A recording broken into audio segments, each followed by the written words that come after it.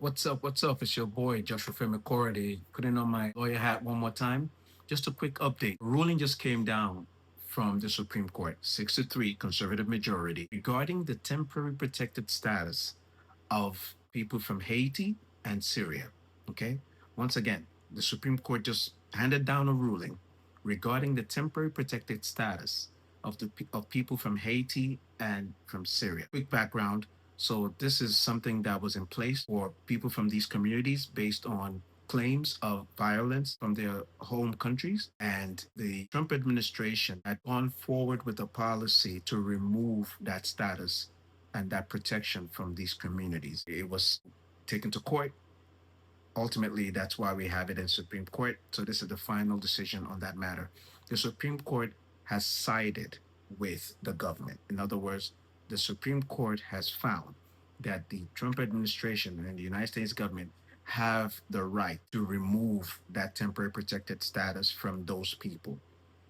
What that means is that anyone in those communities who has been in America because of that TPS, they no longer have that protection. They no longer have that covering, and they are subject to removal, deportation, revocation of your work permits that you've gotten based on the TPS. So if you're a member of one of these communities, it's the time to figure out your next move.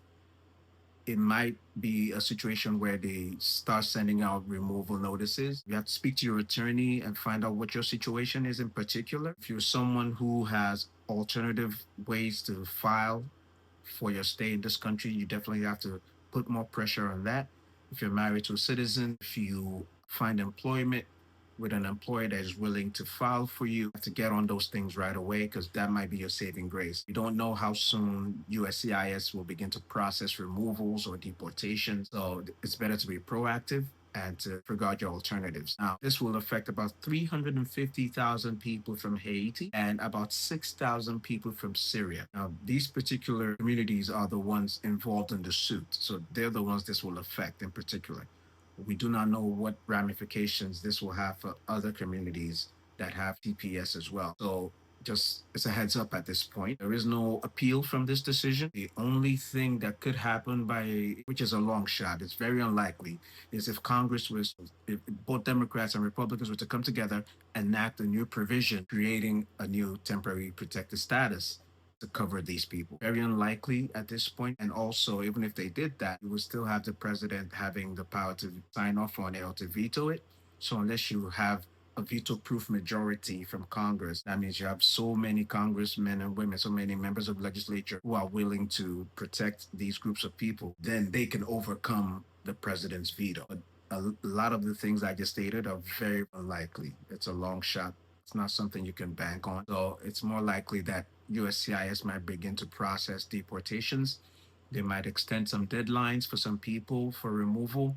All of these things are within the realm of possibility now. So once again, speak to your attorney, be aware of what's going on. It's a fresh rule. It's a fresh ruling just came down, but things might move really fast. So be ready. Again, 350,000 people thereabouts from Haiti, about 6,000 from Syria are involved in this ruling. So if you're a member of that community and you're in America based on that TPS, be aware things are going to change for you at this time. Okay. Leave me a comment or a question if you see this video. It's your boy JFK, and we'll catch up on the next update. Thank you.